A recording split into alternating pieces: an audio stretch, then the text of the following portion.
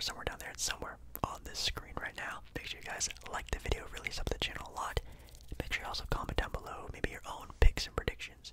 Maybe give your MVP, your surprise player of the year, maybe even just pick, I don't know, type down all of your answers down below in the comments. Doesn't matter to me. I'd love to see your own opinions. Alright, it is currently very late for me right now. I just took a shower. That might be why I look a little rough right now. I'm literally getting ready for bed after I film this video. But yeah, my own picks and predictions for the NBA season awards. Now, if you don't know, the NBA actually came out with their finalists for these awards. It's not like how they used to do it back in the day where they were just, you know, had a random guess at who were the finalists or who were the top 3, top 5, or just people would just give out their own MVPs.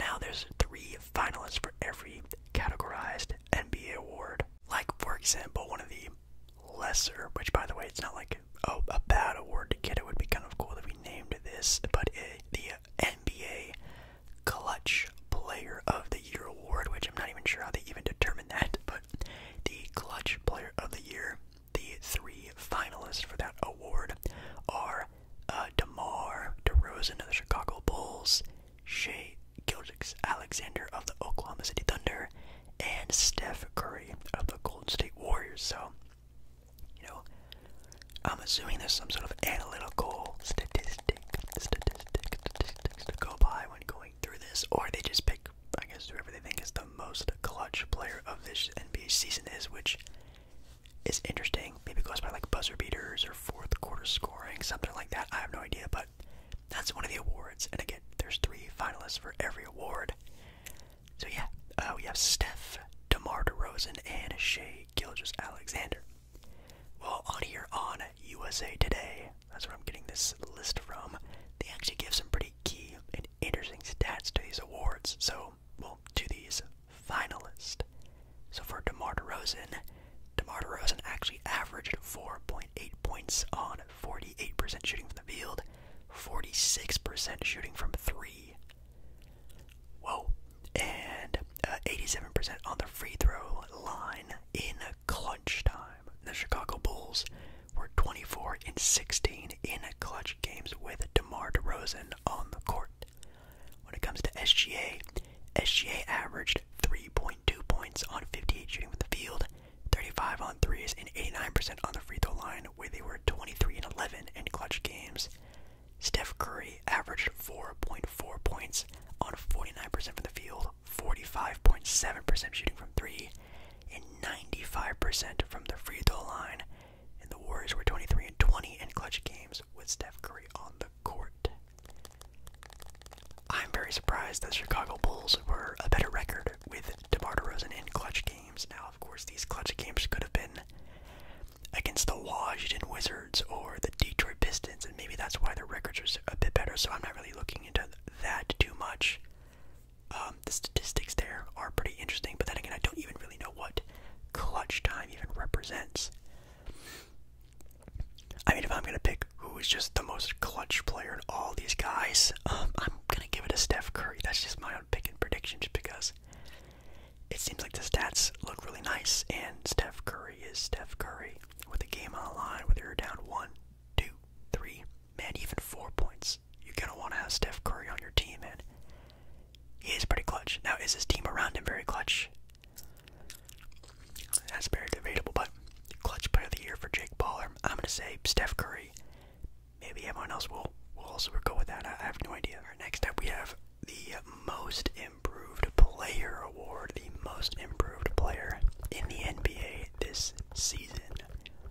First nominee we have here is Tyrese Maxey of the Philadelphia 76ers. We have Alperen Sengun from the Houston Rockets, and Kobe White of the Chicago Bulls. Not bad. They, of course, have their stats on here, like, for example, Tyrese Maxey averaging 26 points, 6 assists on 45% shooting from the field, 37% from 3. Alperen, I think I'm pronouncing that right, averaged 21 points on 9 rebounds and 5 assists for a big man. That's pretty impressive. And Kobe White averaging 19 points, 5 assists, and 4.5 rebounds. Now, no offense to Tyrese Maxey. Love ya. Great player. Very fun to watch. I kind of always saw Tyrese Maxey being this type of player, like an almost all-star, fringe all-star, going to be a very good player on the 76ers, and definitely a key guy they're going to want to keep around Joel Embiid. Don't really see him being a most improved player when I kind of was already expecting him to take this type of leap, especially with especially with Joel Embiid out of the lineup. I was kind of expecting this to happen, so no offense, but no thank you. So between Sengun and Kobe White, Kobe White did have a pretty successful season, of course, also with Lonzo Ball missing the entire season due to an injury. Kobe White also very much stepped up and had a pretty solid NBA season. Alperen Sengun, of course, being the starting center for the Houston Rockets, and man, he's looking like to be definitely one of the future bigs of the NBA, and probably going to be also up there with, is he going to be a top 5 center, top 3 center? Of course, Victor Wembanyama is already up there, and whoever else is coming into the league, of course, up there is Chet Holmgren as well. But he's definitely going to be a very talented center.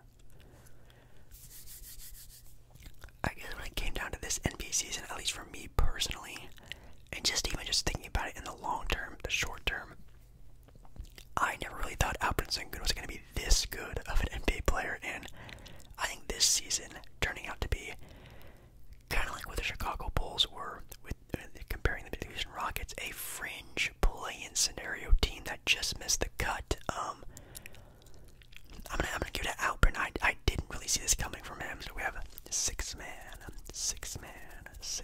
of the year with Malik Monk of the Sacramento Kings, Bobby Portis Jr., I guess, of the Milwaukee Bucks. I never knew he was a junior.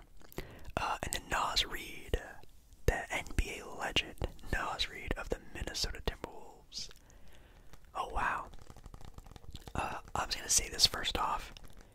I'm sorry, Malik Monk, even though you're probably maybe the most talented scorer and maybe the more true 6-man, you're out for me. Love ya. Love the Kings. One of my favorite teams to watch. Like my 3rd or 4th favorite team in the NBA. You're not in the playoffs, and I would think, of course, also with the injury, that's also going to hinder you a little bit, but, being the 6-man, is obviously, of course, how good can you score the ball, but I think even the level of importance to team success comes into play at some sort. Milwaukee being the 3rd seed, and Minnesota also being the 3rd seed, that's pretty impressive for both sides, having great 6-men who come on the bench and really impact the game, where Malik Monk is just a sparky scorer for a pretty solid Sacramento Kings team that's not even in the playoffs. I think it comes down to Naz Reid or Bobby Portis, at least for me. The stats are super similar, with Bobby Portis averaging 13.8 points, with Naz Reid averaging 13.5 points, 7 rebounds for Bobby, 5 rebounds for Naz, a little bit better shooting numbers for 3 for Naz, but field goal percentage actually goes to Bobby Portis. It's pretty back and forth, and that's pretty interesting to see that. Man, Bobby Portis, Naz Reid. Man, who do I think just impacts the game more? I really don't know. I think a lot of people are gonna go with Naz Reid because just the level of crazy impact of defense that obviously the Minnesota Timberwolves showed this year, being the #1 defensive team in the NBA, comes with not only having a very good defensive player, which we are going to be talking about later in this video, but Naz Reid is also a pretty solid defender, and I think him and the team play around them really carries that with that load of being the best defensive team in the NBA, where Bobby Portis is just, a very big important role on a very good Milwaukee Bucks team. But I think the consensus will give this award to Naz Reid.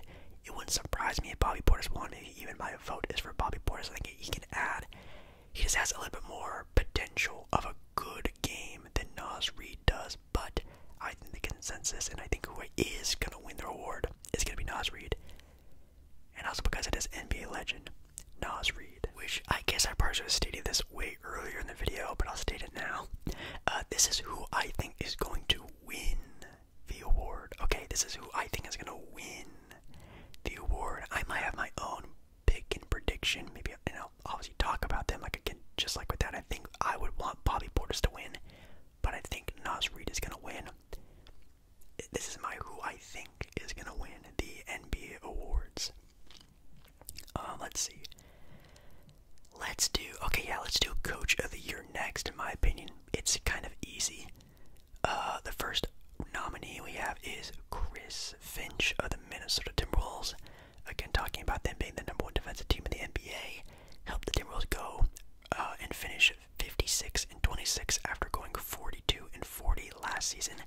That is a 14 game upgrade from last season, which is pretty impressive on a team that really didn't do too much to impact their team, as in like bringing players in and trading players away. They just stayed together more or less, and look really good this year.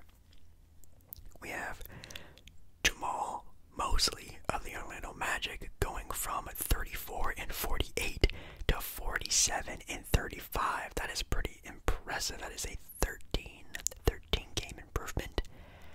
And Mark Daigneault, which I think is how you pronounce his name, of the Oklahoma City Thunder, who I think I remember hearing this on TV, that they are the youngest #1 seeded playoff team ever. Like, they are the youngest #1 seeded team in the NBA's history.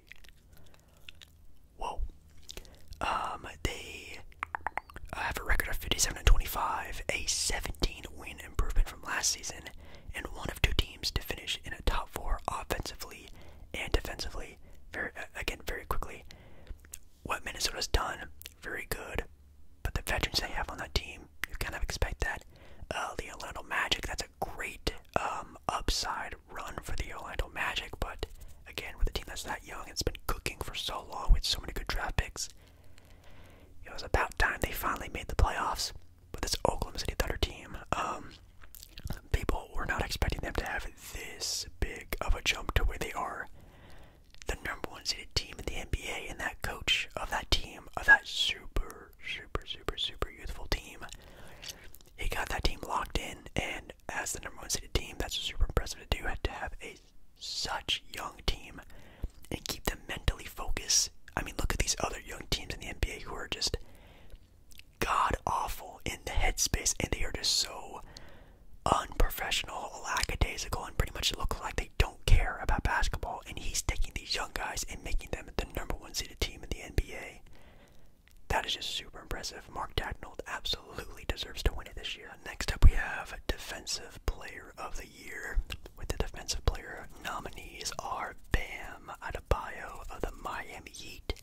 We have Rudy Gobert of the Minnesota Timberwolves, and Victor Wembanyama of the San Antonio Spurs. Yes, a rookie in the Defensive Player of the Year finalist. Wow.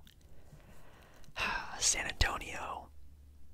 Of course, the San Antonio Spurs get this absolute phenom of a player. Congratulations, of course, you guys get that guy. Anyways, but I'm gonna say this first. Victor Wembanyama is out of the running for me.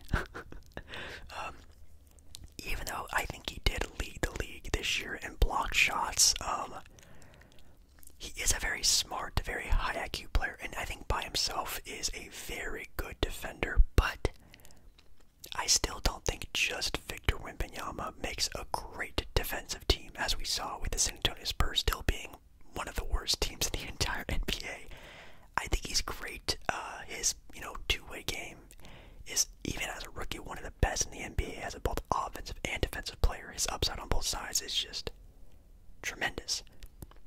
Just having Victor Wembanyama isn't really looking like, at least as of right now, as a rookie. I think later on this is going to be a completely different argument. But just him by himself doesn't really make a team a crazy upgrade on defense. Bam Adebayo, Rudy Gobert. I love Bam Adebayo. I love his flexibility to defend multiple positions, and I feel like he's always in the conversation for Defensive Player of the Year. Let's see here. He is number 8. Well, it says here, versatile defender for the league's number 5 defense, averaging about 1 block and a steal per game. So not bad, and I think this goes into a bit more of the actual eye, the eye test of watching Bam Adebayo play defense. It's really good.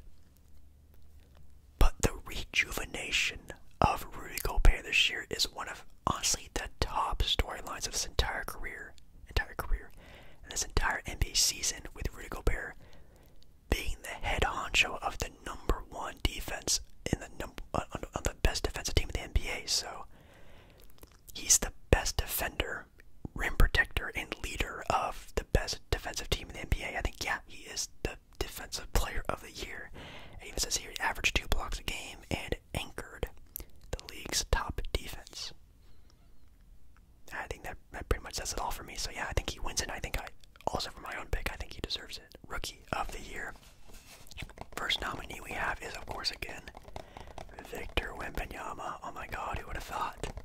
Then we have Chet Holmgren of the Oklahoma City Thunder and Brandon Miller of the Charlotte Hornets, which I actually do have from another pack opening, a Brandon Miller rookie card. So I'm hoping that Brandon Miller, obviously, of course, wins Rookie of the Year. That'd make this card be a little cooler to have. But Brandon Miller's not winning Rookie of the Year. I think he's a good rookie. I think he's going to be a great player. Maybe even he will hit that all-star potential. But yeah, his impact on that team is just dog awful, and that team is still really bad. But he's still individually a pretty solid NBA player.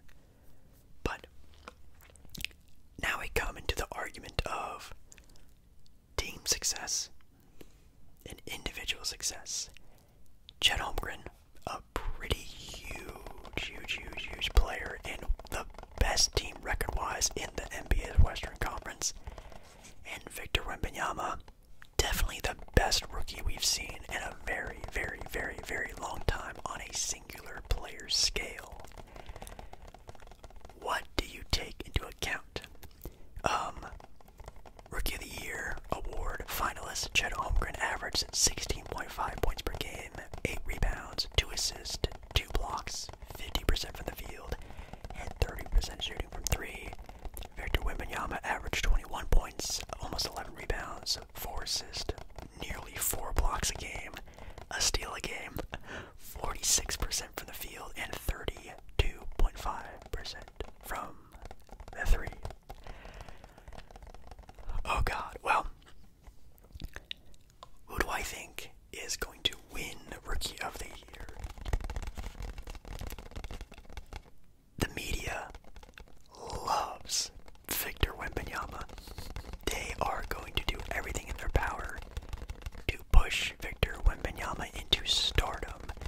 They have been calling this man potentially a top 10 player in NBA history when it's all said and done. And they are definitely going to praise him as so. Do I think he is the best rookie? Individually, yes I do. The Rookie of the Year isn't a team-based assessment. It isn't a anything-based assessment just based off of how good is this rookie. And honestly, he's one of the best rookies you've ever seen ever. So, yes, I think Victor Wembanyama does get the award. But the team success that Chet Holmgren brings to the Oklahoma City Thunder is insane. But to flip-flop that idea, if Victor Wembanyama was on the Oklahoma City Thunder, the Oklahoma City Thunder would be a better team with Victor Wembanyama than Chet Holmgren. No offense to Chet, I love Chet, but if Victor was on that team would be even more better than what they were. So that's why I think you have to give it to Victor as being the Rookie of the Year. And here we are, the grand finale of the MVP award.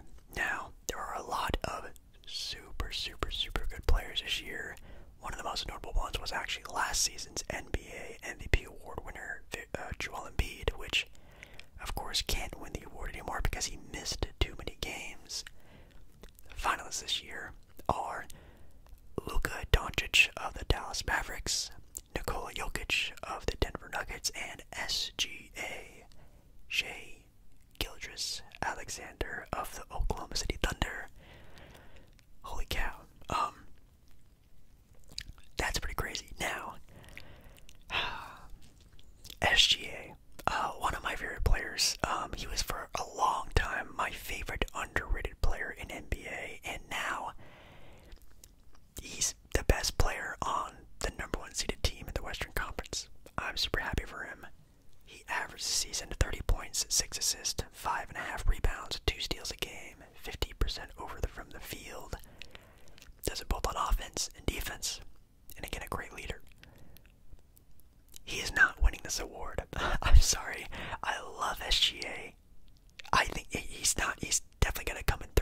He's very young. He'll maybe be here for a couple more years. As long as the Oklahoma City Thunder are going to be here, I think he will get the nod at some point in time. But these other two players have been at it for the MVP race for many years in a row, and even though this is Shai's first time in the spotlight, he'll have his moment later on in his career maybe, but this time it's just not going to him. I love him there, but he's not going to win it. It's definitely between Luka Doncic and Nikola Jokic. Luka averaging nearly 34 points per game, nearly 10 rebounds, nearly 10 assists, putting up a career best 38% from 3, and Nikola Jokic averaging 36 points, 12 rebounds, and 9 assists, almost 2 steals on 58% shooting from the field. Now, who is my pick for most valuable player? Again, like I already stated a couple times in this video, what is the award? It's the best defender in the NBA. It's the best rookie in the NBA. Who is the most valuable player in the NBA? If you take Luka Doncic off of this Dallas Maverick team, and that Dallas Maverick team is just Kyrie Irving and the players they have on it, that is literally one of the worst teams in the entire NBA. That team is so bad. That team is going to get regulated to the NBA G League, in my opinion. No offense to Kyrie Irving. I love Kyrie, and I don't think that team would be that bad without Luka, but oh my goodness. What Luka Doncic does to that team is insane, making that team a 5th-seeded team in a very tough and very close battle Western Conference is maddening. Now, vice versa with the Nikola Jokic argument, also would be a terrible team, the Denver Nuggets, without Nikola Jokic, but I think they would be a little bit better, a little bit more sound, better coached as well. They would just, in my opinion, be a better all-around team. In my opinion, I think this season, if I had my own award show, I think I would give Luka Doncic the MVP. He is just that good. Now, I may be a little biased because he is one of my favorite players, like a top 3 favorite player, and I've always been picking Luka Doncic to win the MVP for like 5 years in a row now, but I think he is just that good. But who I think is actually going to win the MVP award? I think Nikola Jokic wins another MVP. I think the consensus is already kind of out that a lot of people are voting for Nikola Jokic. His IQ, his playstyle, and man, just the way he dominates the game is just, it's amazing to watch. He's already like a top 5 big man of all time, and man, he may even run his argument all the way to being maybe a top 3 if he can win another championship, another MVP, maybe he wins it a couple more. He might be putting himself above legends like Wilt Chamberlain, or dare I say even players like Hakeem or Shaq or blah blah blah, whoever you have ranked up there. Maybe when his career is over and done, he might be up there, and I think he wins it. I think the consensus and everyone else gives him the MVP with Nikola Jokic. So definitely would love to know your opinion by leaving a comment down below. Leave a comment on who do you think the MVP, Rookie of the Year, Coach of the Year, blah blah blah. You can give me one, you can give me a couple names, you can just give me your favorite players of this current NBA season. Anything you want me to know down in the comments, and I'd love to see that. Also leave a like on tonight's video. It really helps out the channel a lot. I know I probably look really bad, really tired. My eyes are glossy. I'm ready to go to bed. My brain is barely active right now. But yeah,